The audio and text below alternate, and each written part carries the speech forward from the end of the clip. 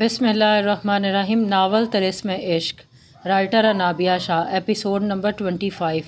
लोग बेग हवेली पहुँचे तो इनको देखकर सबको बहुत हैरत हुई थी। किसी के वहमो गुमान में भी नहीं था कि वो लोग शाम को केस रीओपन करने देंगे।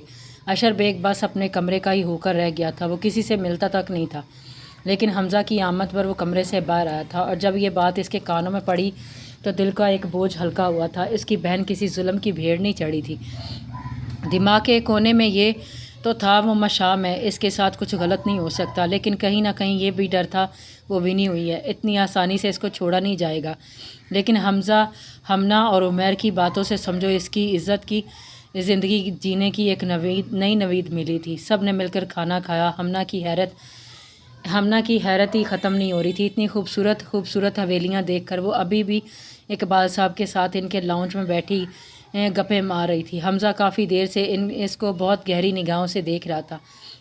वो बहुत अलग सी थी, कभी झूठी तो कभी बहुत मिलनसार। लेकिन इसमें एक अजीब सी कशिश थी जो इसको कभी किसी लड़की से महसूस नहीं हुई थी। वो काफ़ी देर से इसको देख रहा था, और ये चीज़ घर के काफ़ी लोगों ने नोट की थी, और सबसे ज़्यादा उमैर ने, जो हमज़ा के सामने बैठा था। जी अंकल जी, आपको पता है मेरे घर में सिर्फ मेरी मामा होती हैं। वो अभी यहाँ आने की वजह से इनको खाला के घर छोड़कर आई हूँ। पता है वो इतना परेशान हो रही थी, लेकिन मैं शाम मैम से बात करने के बाद उन्होंने इजाज़त दे दी, वरना वो मुझे कहाँ ऐसे कभी नहीं आने देती। वैसे मैं कभी किसी के घर ऐसे नहीं रुकी हूँ। वो तो बस मशाम मैम की मैं इतनी बड़ी फ़ैन हूँ ना, इसलिए मैं आप लोगों के घर इतनी बड़ी हवेली में रुक गई हूँ, वरना मेरी मामा मुझे कहीं नहीं ठहरने देती। और ऐसे कवारी लड़कियों पर सूट भी नहीं करता ना अंकल जी। ये बात कम से कम 10 बार तो बोल चुकी थी ना। इकबाल साहब इसकी घबराहट खूब समझ रहे थे, लेकिन वो इसकी बातों से खुन्नवाज मुस्कुरा रहे थे। वैसे अंकल जी, आप बस इतने से लोग हैं, बड़ी हवेली में कैसे रहते हैं? ये मेरा घर तो इतना सा है, और आपको पता है इसमें भी अगर मामा मुझे ना देखे 10 मिनट में वो परेशान हो जाती हैं।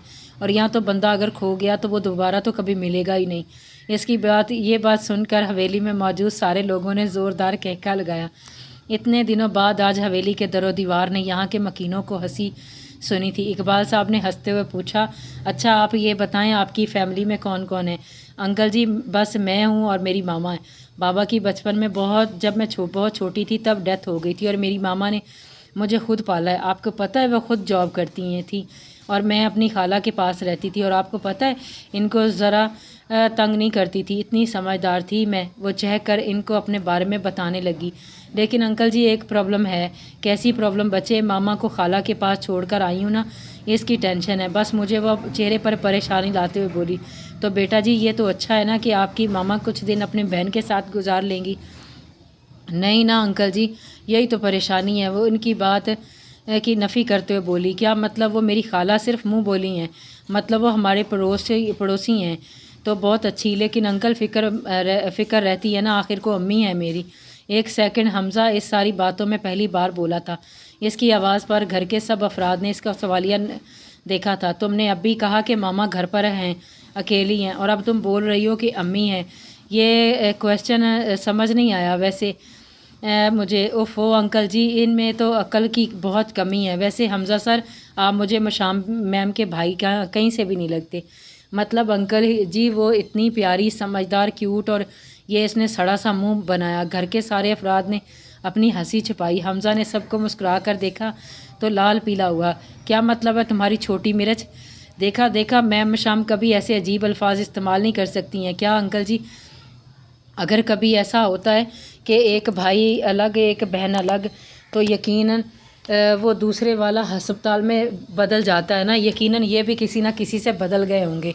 बोलकर वो खुद ही अपनी बात पर खिलखिलाई थी। हमज़ा का खून मज़ीद खौला था। एक बात सुनो, तुमको पता है तुम बिल्कुल किसकी तरह हंस रही हो? वो मानी खेज मुस्कुराहट से बोला। हाँ मुझे पता है। हमज़ा आगे कुछ बोलता मगर लेकिन वो चहक कर दोबारा बोली, मैं बिल्कुल मायरा ख़ान की तरह हंस रही हूँ। तो नो, हमना तो है ना, है ही इतनी प्यारी। और अपने बाल झटकते हुए एक अदा से बोली। अभी हमज़ा जवाबी फायर करता, इससे पहले उमैर हाथ खड़े करके खड़ा हो गया था। गाइस, कल पर छोड़ दो इस लड़ाई को, क्योंकि आज के लिए इतना ही काफ़ी है। वैसे भी कल बहुत खारी होती है, ہونی ہے، اس لیے آج آرام کر لیتے ہیں، مجھے بھی بڑی ٹائٹ نیند آ رہی ہے، پلیز مجھے میرا کمرہ دکھا دیں، سفر کی تھکان کافی ہو گئی ہے۔ اس کے چہرے سے تھکن کے آثار واضح دکھائی دے رہے تھے۔ حمزہ کھڑا ہوا، بھائی آپ میرے روم میں چلیں اور اس کو بھی بھابھی کوئی سٹور وغیرہ دکھا دیں، سو جائے گی۔ ہونا ہو آئی بڑی 4 فٹ کی مائرہ خان، وہ طنزیہ کر کے رکا نہیں تھا، سیدھا کمرے کی جانب گیا تھا۔ حمزہ نے سڑا سا منہ بنایا تھا، وہ مستجاب کو سمجھا کر اپنے کمرے کی جانب جا رہی تھی، لیکن برق کی پکار پر رکی۔ مشام، مجھے آپ سے بات کرنی ہے۔ اس کی پشت ان تینوں بھائیوں کی جانب تھی۔ وجدان اور مستجاب بھی برق کو پکار کر رکے تھے۔ وہ مڑی، ہم کہو، اس کا لہجہ سپٹ تھا۔ برق تھوڑا گھبرایا تھا، لیکن آج اس نے سوچ لیا تھا وہ بات کر کے ہی دم لے گا۔ اس نے خود کو کمپوز کیا اور ہمت کر کے بولا، آپ کب تک حفصہ سے ناراض رہیں گی؟ تم کو مطلب؟ اس سے وہ اکھڑے لہجے میں بولی، دیکھیں مشام، میں جانتا ہوں آپ کے اور حفصہ کے درمیان کیا چل رہا ہے۔ وہ بھی سوالیہ سینے پر ہاتھ باندھ کر بولی۔ اس نے ایک نظر وجدان کو دیکھا، وہ بھی ان دونوں کو سنجیدہ نظروں سے دیکھ رہا تھا، اور مستجاب بھی۔ یہی کہ آپ اس سے ناراض ہیں؟ وہ آگے کچھ بولتا، مشام نے ہاتھ کھڑے کر کے اس کو آگے بولنے سے روکا تھا۔ بات سنو میری، یہ میرا اور اس کا کافی پرسنل میٹر ہے، تو میں تم لوگوں سے یہی بولوں گی، تم اس میٹر سے دور رہو۔ وہ حتمی بول کر جانے لگی تھی، لیکن پھر اس کی بات سے اس کے پاؤں تھمے تھے۔ آپ کو پتہ ہے حفصہ کی کیا کنڈیشن ہو رہی ہے؟ مجھے فرق نہیں پڑتا، وہ اپنا لہجہ ہر احساس سے عاری بناتے ہوئے بولی تھی۔ بر کے ماتھے پر بل پڑے تھے اور اپنا غصہ ضبط کر کے بولا، لیکن مشام بیگ، مجھے پڑتا ہے، میری بیوی ہے وہ، اور میں بالکل برداشت نہیں کروں گا کہ آپ کی وجہ سے وہ درد میں رہے۔ آپ کو اندازہ بھی ہے وہ کس تکلیف سے گزر رہی ہے؟ کچھ کھا پی نہیں رہی ہے، بات نہیں کر رہی ہے، صرف روئے جا رہی ہے۔ بخار بھی چڑھ گیا ہے اس کو۔ مشام کے دل کو کچھ ہوا تھا، لیکن وہ اپنے ایموشنز بہت اچھے سے چھپا لیتی تھی۔ تو میں کیا کروں؟ اس نے اپنے لہجے کو مضبوط بناتے ہوئے کہا تھا۔ برق نے بے بسی سے اس کی طرف دیکھا اور ضبط کرتے ہوئے بولا، پلیز مشام، اتنی ظالم نہ بنے آپ بولتی ہیں نا کہ بہن ہے تو وہ آپ کی گڑیا ہے، تو آپ اپنی بہن کے ساتھ ایسا کیسے کریں گی؟ نہایت افسوس کی بات ہے کہ یہ پھر آپ نے کبھی اس کو بہن مانا ہی نہیں ہے۔ آپ کے لیے صرف آپ کا بھائی حمزہ ہے، اس کے علاوہ کوئی نہیں۔ مشام نے ضبط سے جبڑے بیچے اس کے مد مقابل آئی، اس کی جلتی آنکھوں میں دیکھا اور مضبوط لہجے میں بولی، تکلیف ہو رہی ہے آپ کو؟ آپ اپنے پیار کو تکلیف میں دیکھ کر، آپ کو تو خون کا رشتہ بھی نہیں ہے نہ، پھر بھی آپ کو تکلیف ہو رہی ہے۔ برق شاہ، اسی طریقے سے مجھے بھی ہوئی تھی جب اس نے ساری محفل میں مجھے 2 منٹ میں پرایا کیا تھا۔ اپنا دکھ اس نے اپنی آنکھوں سے چھپایا تھا اور میں صرف اس کا چہرہ دیکھ ہی سکی تھی۔ تم جانتے ہیں مجھے کتنی تکلیف ہوئی ہوگی؟ اب میں بھی چاہتی ہوں وہی درد، وہی تکلیف وہ بھی محسوس کرے جتنی میں نے محسوس کی تھی، اور تم سے میں اتنا کہوں گی کہ یہ میرا اور اس کا پرسنل میٹر ہے، تم اس سے دور رہو تو زیادہ بہتر ہوگا۔ وہ بول کر جانے لگی۔ برق نے اس کی پشت کو گھورا تھا، نہایت غصے سے بولا، اس کے سارے میٹرز اب میرے بھی میٹر ہیں، اب مجھے بھی، وہ اس میں کوئی پرسنل نہیں ہے، بیوی ہے وہ میری، یعنی میری ہمراز، میرا لباس، تو مجھ میں اور اس میں کیا پرسنل ہوگا؟ اس کی بات سن کر مشام کے ہونٹ مسکراہٹ میں ڈھلے تھے، آنکھوں میں شوخی بھی آئی تھی۔ وہ ایک بار پھر پلٹی، لیکن چہرے پر مزے والی مسکراہٹ تھی۔ برق، مستجاب، وجدان، تینوں نے اس کی مسکراہٹ کو حیرت سے دیکھا۔ یعنی برق شاہ، تم کو بھی محبت کا کیڑا کاٹ گیا؟ کہکا لگا کر ہنسی۔ یار سیریسلی، میں سمجھی تھی تم سے حفصہ کہیں الجھی ہوگی اور تم نے اس چیز کا بدلہ لیا ہے، لیکن بھئی یہاں تو سین ہی الٹا ہے۔ وہ ایک بار پھر کہکا لگا کر ہنسی تھی۔ وجدان نے نفی میں سر ہلایا۔ وہ لڑکی واقعی پل میں تولا، پل میں ماشا ہے تھی۔ وہ مشام تھی جس نے کبھی ہارنا نہیں سیکھا تھا، وہ بہت الگ تھی، وہ ہر وقت سنجیدہ، کبھی خوش رہنے والی لڑکی تھی۔ برق نے اس کے موڈ کو ٹھیک ہوتے دیکھا تو ایک بار پھر منت بھرے لہجے میں بولا، پلیز مشام، پلیز مان جائیں، میں نہیں دیکھ پا رہا اس کو روتے بلکتے۔ اس کی ہنسی تھمی اور اس نے اس کی پریشان چہرے کو دیکھا تو مسکراتے لہجے میں بولی، کچھ وقت دے دو مجھے، میں ٹھیک کر دوں گی اس کو، لیکن میں چاہتی ہوں کہ ابھی ہم ایسے ہی رہیں کچھ دن ایک دوسرے سے دور۔ لیکن کیوں؟ بہت جلد سمجھ آئے گا، ابھی وقت کافی ہو گیا ہے، سو جاتے ہیں، تم بھی اپنا روم میں جاؤ، اور مستجاب تم بھی پریشان مت ہونا، میں ساتھ ہوں تمہارے۔ پھر وہ رکی نہیں تھی، اپنے کمرے کی جانب بڑھ گئی تھی۔ سحر شاہ معصوم اور ایک پیاری سی لڑکی تھی جس کو اپنے مصطفیٰ لالا سے بے انتہا کا پیار تھا اور رہے گا ہمیشہ۔ کیا ہوا جو مصطفیٰ اس دنیا سے چلا گیا، لیکن وہ سحر کے دل میں تو زندہ ہے نا۔ مشام کی آواز پر سحر نے جھٹکے سے سر پیچھے گھما کر دیکھا تھا، جو کچن کے مین انٹرس پر ایک پیاری سی مسکراہٹ کے ساتھ کھڑی ہوئی تھی۔ آپ آئے نا؟ وہ فوراً مسکرا کر بولی تھی۔ کیا کری ہو؟ وہ چیئر کھینچ کر بیٹھتے ہوئے بولی تھی، میں اپنا سب سے پسندیدہ کام یعنی کوکنگ اور وہ چہک کر بولی تھی۔ اور کوکنگ میں کیا بن رہا ہے؟ کچھ نہیں، میری اور مصطفیٰ لالا کی سب سے فیوریٹ چیز میں بتاتی ہوں۔ مشام فوراً چہ کر بولی، بریانی۔ I am right? 100%۔ مشام دل کھول کر مسکرائی، اور ویسے اس بریانی کا کیا کرو گی؟ یہ بنا کر کسی ملازم کے ہاتھ چھوٹے بچوں کے مدرسے بھجواؤں گی۔ وہ چمچہ چلاتے ہوئے بولی، اچھا جی، ویری گڈ۔ ابھی وہ چمچہ چلا کر ہٹی تھی کہ لاؤنج میں سے اپنی ماں کی آواز پر پوری طرح سے کانپ گئی تھی، لیکن خود کو جلد ہی کمپوز کیا کیونکہ سامنے ہی مشام بیٹھی تھی۔ مشام بخوبی اس کے چہرے کے اتار چڑھاؤ دیکھ رہی تھی۔ دوسری آواز پر جلدی سے کچن سے باہر نکلی۔ مشام بھی فوراً کھڑی ہو کر اس کے پیچھے ہی نکلی تھی۔ کہاں تھی تم؟ نگینہ بیگم دھاڑنے والے انداز میں بولی۔ وہ لوگ حویلی کے سینٹر میں کھڑے ہوئے تھے، ان کے ساتھ نورے بھی تھی۔ مشام نے نورے کو ساتھ دیکھا تو ساری سیاست فوراً سمجھ آ گئی۔ میں کچن میں تھی، وہ کپکپاتے لہجے میں بولی۔ کیا کری تھی وہاں پر؟ ان کی آنکھیں ماتھے پر تھیں۔ ان کا بس نہیں چل رہا تھا اس کا گلا دبا کر مار دے۔ میں مصطفیٰ لالا کے لیے بریانی بنا رہی تھی، مدرسے بھیجنے کے لیے۔ کل کیا کری تھی تم جب نورے نے تم سے ناشتے کا بولا تھا؟ شہر کی گلٹی ابھر کر مدھم ہوئی تھی۔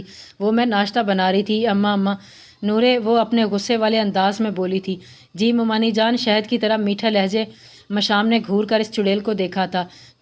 اس نے تم تک ناشتہ پہنچایا تھا؟ ان کے لہجہ بالکل اسپٹ تھا جو شہر کی روح قبض کرنے کے لیے کافی تھا۔ نہیں ممانی جان، میں نے اس کو اتنا کہا ہے کہ مجھے بھوک لگی ہے، مجھے ناشتہ دے دو، لیکن اس نے مجھے نہیں دیا، بلکہ کل کی آئی اس ونی لڑکی کے لیے مجھے اگنور کر کے ناشتہ اس کے لیے تیار کیا۔ جیسے جیسے نورے بول رہی تھی، سر کے ہاتھ پاؤں یہاں تک کہ دل بھی کانپ رہا تھا، اور نگینہ بیگم کا جہاں چہرہ اسپٹ تھا وہاں غصے کے تاثرات جگمگانے لگے تھے۔ اور آپ جانتی ہیں، اس 2 ٹکے کی لڑکی کے لیے یہ مجھے باتیں سنا رہی تھی۔ مشام نے ضبط سے جبڑے بیچے۔ نگینہ بیگم نے نگاہیں گھما کر سحر کی جانب دیکھا اور ان کا ہاتھ اٹھا۔ سحر نے خوف اور ہراس سے آنکھیں بند کر لیں، لیکن جب چہرے پر تھپڑ کی جلن محسوس نہیں ہوئی تو ڈرتے ڈرتے آنکھیں کھولیں۔ سامنے ہی مستجاب نگینہ بیگم کا ہاتھ تھامے کھڑا تھا۔ اس کی لال آنکھیں لال انگارہ بنی ہوئی تھی، غصے کی وجہ سے ماتھے کی رگیں واضح رگیں دکھائی دے رہی تھی، اور وائٹ شرٹ اور بلیک پینٹ کے ساتھ مکمل تیار آفس جانے کے لیے ریڈی تھا۔ سحر نے نگاہیں ٹیڑھی کر کے اس کا مکمل جائزہ لیا۔ دل بے اختیار دھڑک رہا تھا اس کو اپنے اتنے پاس دیکھ کر۔ انہوں نے جھٹکے سے ہاتھ چھڑوایا تھا۔ یہ کیا حرکت ہے مستجاب؟ وہ دبا دبا سا چلائی تھی۔ یہی سوال اگر میں آپ سے پوچھوں تو بتائیں کیا جواب ہوگا؟ کیسا سوال؟ وہ دبابن بولی تھیں۔ آپ کس لیے سر عام شہر پر ہاتھ اٹھا رہی ہیں؟ آپ کو دکھائی نہیں دے رہا ہے کہ کتنے سارے ملازم کھڑے ہیں؟ کیا شہر کی کوئی عزت نہیں ہے جو آپ سب کے سامنے اس پر ہاتھ اٹھا رہی ہیں؟ تم کو پتہ بھی ہے کہ اس نے کیا کرا ہے؟ وہ کیناتوز نظروں سے شہر کو دیکھتے ہوئے بولی۔ کچھ بھی کیا ہو، بڑی امی بیٹی ہے آپ کی، اور آپ کی کوکھ میں پلی ہے، آپ کا خون ہے، اور آپ کر بھی کیسے سکتی ہیں اس کے ساتھ ایسا؟ چھوٹی بچی ہے کیا یہ جو آپ اس کے ساتھ ایسا بیہیو کر رہی ہیں؟ 23 سال کی ہے، یہ بچی نہیں ہے جو آپ کی بے عزتی محسوس نہیں کرے گی۔ ان کی بات سن کر وہ فوراً اپنے حق میں بولی، اس لیے میری نورے کو ناشتہ دینے سے انکار کیا تھا، میں اس کا خون پی جاؤں گی۔ وہ ایک دم اس کو مارنے کے لیے لپکی تھیں تو مستجاب نے ان کی کلائی تھامتے اپنے بالکل پیچھے کیا تھا۔ سحر کا دل کرچی کرچی ہوا تھا اپنی ماں کو کسی اور کی بیٹی کا ہاتھ تھامے دیکھ کر۔ مشام اچھے سے سمجھ رہی تھی اس ٹائم وہ کیا فیل کر رہی ہوگی۔ آئندہ کے بعد اس کو ہاتھ نہیں لگائیے گا، آپ میری بیوی ہے، اور میں نہیں چاہتا کہ کوئی میری بیوی کو میری اجازت کے بغیر چھوئے۔ سحر نے روتے ہوئے مستجاب کے چہرے کو دیکھا تھا جہاں غصے کے علاوہ کوئی دوسرا شبہ نہیں تھا۔ ماں ہوں میں اس کی، میرا جو دل میں آئے گا میں کروں گی، کسی کو اتنا حق نہیں دوں گی کہ ہم ماں بیٹی کے معاملے میں بیچ میں آئے۔ بہت جلدی یاد نہیں آ گیا آپ کو؟ یہ آپ کی بیٹی ہے، کل تک تو آپ اس کو دھدکار رہی تھیں، نکال رہی تھیں، تب کہاں تھیں آپ؟ وہ ماں اب کیا کرنے آ رہی ہے آپ اس کے پاس؟ وہ جو چیز مستجاب کی ہوتی ہے نا، اس پر میں کسی کی نظر بھی نہیں برداشت کرتا، اور یہ تو بیوی ہے میری۔ وہ حق سے بولا تھا، میری بیوی سے آپ دور رہنا، یہاں یہی آپ کے لیے اور تمہارے لیے نورے بہت اچھا ہوگا۔